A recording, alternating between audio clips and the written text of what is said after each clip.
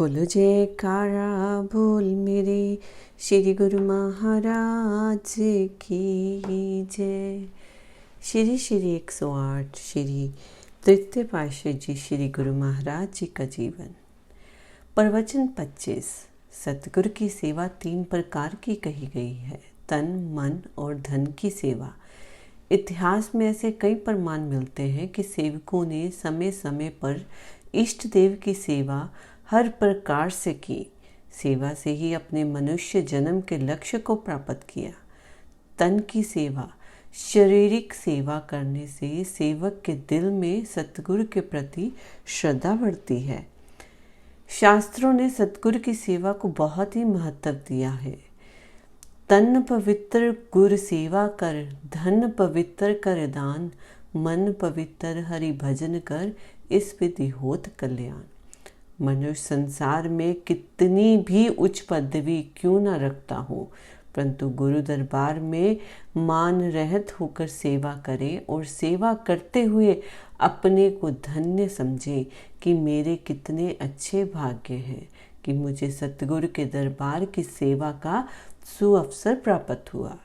धन की सेवा, वह मनुष्य जो अपनी विवशता के कारण स्वयं गुरु दरबार में पहुंचकर अपने शरीर द्वारा सेवा नहीं कर सकते, उनका कर्तव्य होगा कि वह अपने धन को गुरु दरबार के लंगर में लगावें ताकि गुरु दरबार के साथ मन लगा रहे। मन की सेवा, सद्गुरु संसार में प्रकट होकर सेवकों के लिए सेवा के भंडार खोलते हैं, जिससे सेवक तन धन और मन से सेवा करते हैं। उनका वास्तविक उद्देश्य ना तो किसी के तन से होता है और ना धन से। उनका प्रयोजन जीव के मन से होता है। सतगुरु सेवक के तन एवं धन को सेवा में लगाते हैं क्योंकि मन का संबंध तन एवं धन से होता है।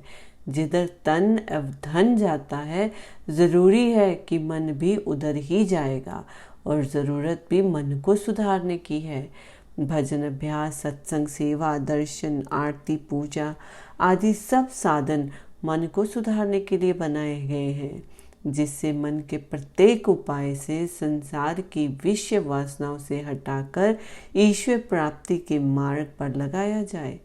सर्वसाधारण मनुष्य कठिन तपस्या नहीं कर सकते, इसलिए वह मनुष्य सतगुरु की सेवा के मार्ग पर चलकर अपना कल्याण कर सकते हैं। एक दिन प्रवचनों में आया, संत महापुरुष फरमाते हैं कि माया कई रूपों में अपना जाल फैलाती है। तू सतगुरु की कृपा से अपने को माया से बचा। वह फरमाते हैं कि भाग रे भाग फकीर के बाल के, कनक ओ कामनी बांग लागा, मारी ते ही लेगड़े पड़ा, बड़ा बेवकूफ तू ना ही भागा। कि ए साधक, तू मायावी झिलमिल से अपने मन को दूर रख, क्योंकि कनक सोना और कामनी स्त्री ये दोनों बाघ के समान है जो तुझे अपने दाव में फंसाने के लिए तत्पर रहते हैं। यदि इन्होंने दाव लगा लिया तो ये बुरी तरह से घायल कर देंगे। अर्थात माया के चक्कर में फंस गए तो चिल्लाता रहेगा तो तेरी कोई भी पुकार ना सुनेगा। यदि इससे पीछा ना छुड़वाया तो ये तेरी अज्ञानता का चिन्ह है, क्योंकि इससे तो श्रृंगी ऋषि आदि जैसे बड़े बड़े ऋषि मुनि भी सतगुरु की रहनुमाई के बिना नहीं बच सके। पलटूदास जी कहते हैं कि इससे वही बच सकता है जो दिन रात सत्पुरुषों की संगति में निमग्न रहता है, अर्थात सतगुरु के आदेश अनुसार अपना जीवन व्यतीत करता है। यह संसार एक प्रबल माया का भंवर है, जिसमें दिन रात जीव गोते खाते हुए इसी में ही लीन हो जाते हैं। उन्हें कोई तट दिखाई नहीं देता। सत्पुरुष इस भंवर से बचाने के लिए केवट बनकर आते हैं तथा इस माया की भंवर से बचाते हैं। वही जीव भाग्यशाली होते हैं जो उनका आश्रय ग्रहण कर इस भंवर से बाहर निकल आते हैं। अतएव जिन्होंने सत्पुरुषों की संगति में आचरण जीव बनाया है वही इस भवसागर से पार होते हैं। यही सत्पुरुषों और सद्ग्रंथों की वाणियां पुकार पुकार कर कह रही है। एक दिन सतगुरु दाता दयाल जी ने फरमाया, जब साधक का भजन अभ्यास की ओर मन अधिक प्रवृत्त होने लगता है तो 3 शत्रु मार्ग से कटे इसे भटकाने के लिए तत्पर रहते हैं। ये 3 शत्रु हैं आलस्य, निंद्रा और प्रमाद। आलस कहते हैं सुस्ती और गफलत को। जो साधक भजन अभ्यास से नागा करता है वह अपनी मंजिल के रास्ते में रोड़ा अटकाता है। मन अगर चंचल है तो वह कुछ परवाह नहीं, किंतु भजन अभ्यास करने में आलस कभी नहीं करना चाहिए। निंद्रा भी अभ्यास में रुकावट डालती है। परमाद कहते हैं बेवकूफ़ी को। इन सब दुर्गुणों से साधक को परहेज रखकर मंजिल की ओर बढ़ते जाना चाहिए। जब साधक की चित्रवृत्तियां भजन अभ्यास में एकाग्र हो जाती हैं तो उसमें ताकतें आ जाती हैं। अच्छा तो ये है कि इन ताकतों का उसे पता ना चले।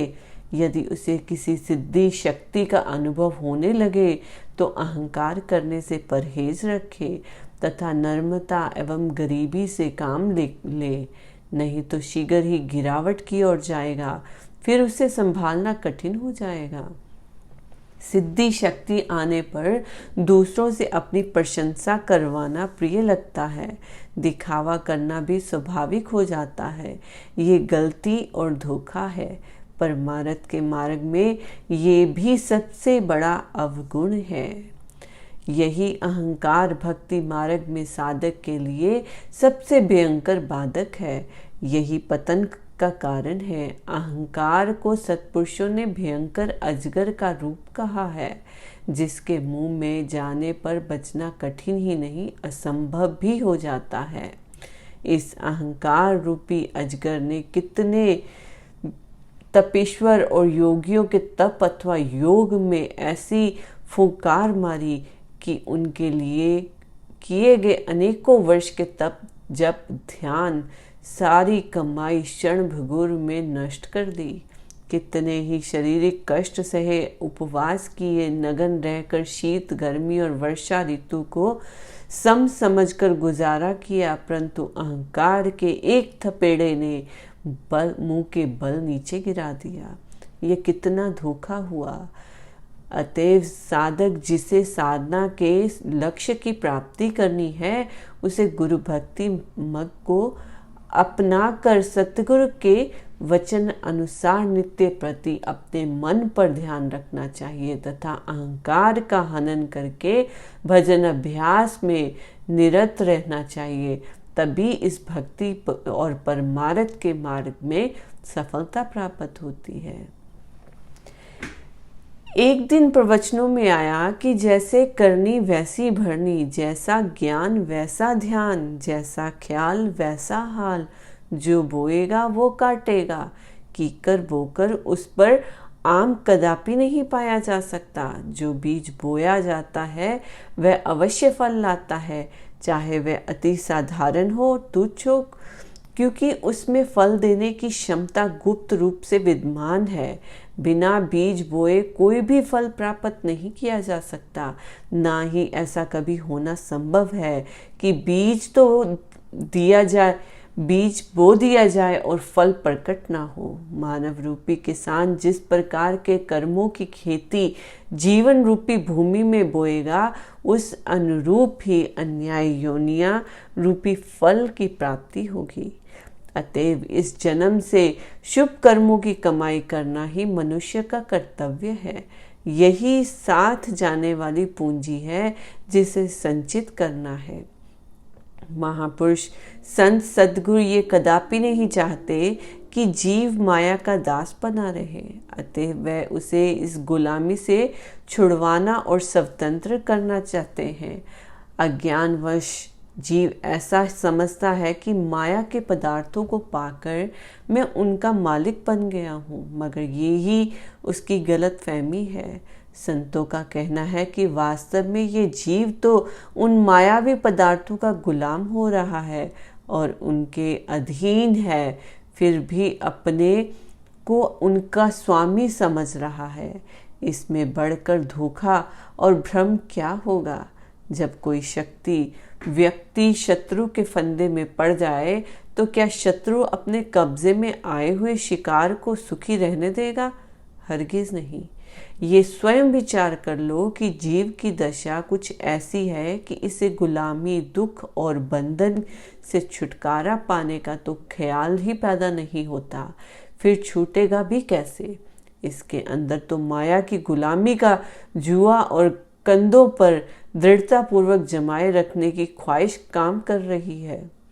यही जीव काल और माया का गुलामी से आजाद होने का अभिलाषी हो तो उसे सतगुरु की अधीनता, दासता और सेवा के मार्ग पर चलना तथा उन्हीं नियमों को अपनाने की आवश्यकता है। अपने बल एवं भरोसे पर तो जीव काल और माया की गुलामी से आजाद कदापि नहीं हो सकता। केवल सतगुरु ही जीव को गुलाम से मालिक बना देते हैं। गुलामी ही दुख, शांति, कल्पना और 84 लाख योनियों के चक्र का कारण है जो तुम्हारे पल्ले पड़ गए हैं। ये सब के सब जीव के अपने मांगे हुए हैं। ये जीव ही अपनी ही खरीदी हुई चीज है। जो कर्म भी भला या बुरा जीव करता है उसका फल तो उसे अवश्य भोगना पड़ेगा। जीव अपनी इच्छाओं से स्वयं ही इन चीज़ों को एकत्रित करता है और फिर इनके कारण परेशान भी होता है। इन्हीं दुख, कल्पना, शांति और नीच योनियों के बंधन से मुक्त होने के लिए जीव को सद्मार्ग संत महापुरुष दिखलाते हैं। संत सतगुरु की शरण पूर्व जन्मों के शुभ कर्मों के फल स्वरूप उत्तम संयोग से उपलब्ध होती है। विवेकशील पुरुष बंधन मुक्त होने के लिए ही समय के पूर्ण महापुरुष संत सतगुरु की शरण ग्रहण करता है। संत सतगुरु ही इस भेद को जानते हैं कि जीव क्यों दुखी है और अपने सत्संग उपदेश द्वारा जीव को इन समस्त दुखों से छुटकारा पाने के उपाय बतलाते हैं। प्रवचन 30। तुम सत्य चित्त आनंद रूप निर्मल और चैतन्य आत्मा हो, तुम शरीर नहीं हो। ये शरीर तो केवल तुम्हारे रहने के लिए एक अस्थायी मकान है अथवा यात्रा करने के लिए प्राप्त एक सवारी है, रथ है। इस रथ का रुख पहले विपरीत दिशा में अर्थात काल और माया की ओर है। 84 लाख योनियां की ओर ये रथ दौड़ा जा रहा है। अब इसका रुख पलटकर संत सतगुरु के चरणों की ओर कर दो, तब समझो जीव का मुख अपने निजी देश की ओर गया है। काल और माया को अपना लक्ष्य स्थान बनाने की अपेक्षा कुल मालिक के धाम को अपना लक्ष्य बनाकर इस दिशा में जाने वाली लाइन के लिए इस काया रूपी गाड़ी का कांटा बदलना है। इस प्रकार मन का कांटा बदलने का काम संत सतगुरु ही करते हैं और करने की सामर्थ्य रखते हैं। भक्ति मार्ग में विघ्न भी आते हैं। यदि इन विघ्नों के कारण कभी पांव फिसल भी जाए तो भी रुकना नहीं चाहिए। गिरने पड़ते चलते रहने से जीव एक न एक दिन निश्चय ही अपना लक्ष्य स्थान तक पहुंच जाएगा। जीव नाम ही चलने का है और जीव वह है जो चलता रहे। रुकना तो मौत की निशानी है। इसीलिए मालिक की सेवा, भक्ति, प्रेम, आज्ञा पालन तथा दृढ़ विश्वास के द्वारा अपने अंतर में आत्म बल उपार्जित कर मंजिल की तरफ कदम बढ़ाते रहना चाहिए और जीवन में मालिक की प्राप्ति कर मंजिल पर पहुंचकर जीने का लक्ष्य प्राप्त करना है तथा मनुष्य जन्म का लाभ उठाना है। इसी ज्ञान की लगता करवाने और अज्ञानता को दूर हटाने के लिए महापुरुष युग युग में भिन्न भिन्न रूप में अवतार धारण करते हैं। प्रवचन 31। प्रत्येक जीव के अंतराल से परीक्षण एक विशेष प्रकार की झीनी सत्ता, जिसे सुरती की धारा कहते हैं, निर्यात होती रहती है। चाहे मनुष्य को स्वयं इसका भान हो या ना हो। यही सुरती की धारा ही मानव जीवन का सार तत्व है। इसी को ही मनुष्य की महत्व, सत्ता अथवा शक्ति कहना चाहिए। विचार करना है कि मनुष्य अपने घट से सुरती की इस धारा को निरंतर किस प्रयोजन से करता है अथवा इसका प्रयोग कहाँ रहता है। सुरती की धारा किस मूल्य एवं महत्व की वस्तु है।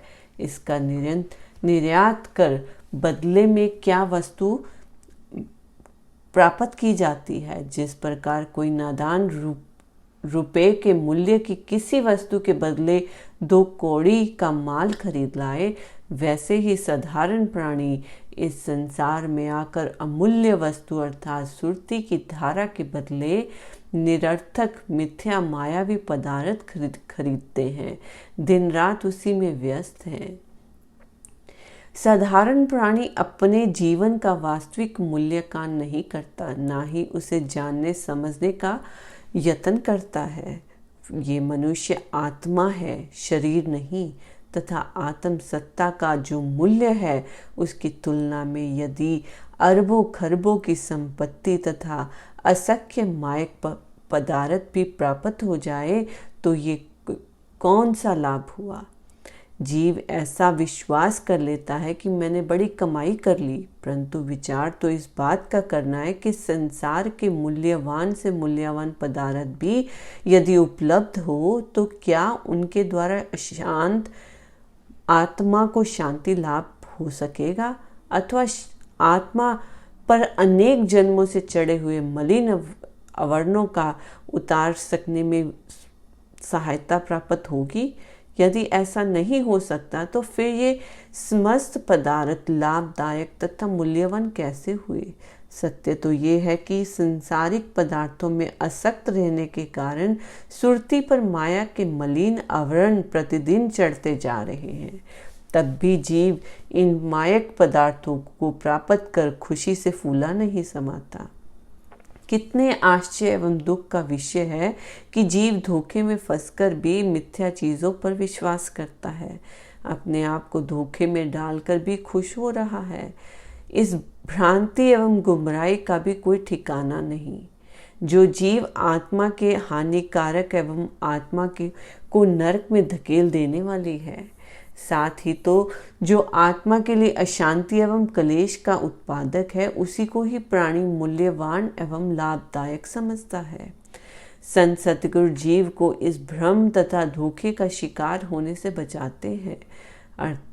यथार्थ की परख करवाकर यथादर्शी परीक्षक बनाना चाहते हैं, जिससे कि जीव अर्ज कम इतनी तो पहचान रखे कि सत्य को सत्य, माया को माया, परमार्थ को परमार्थ जाने, दूध को दूध और पानी को पानी माने, दोनों को एक ना समझे।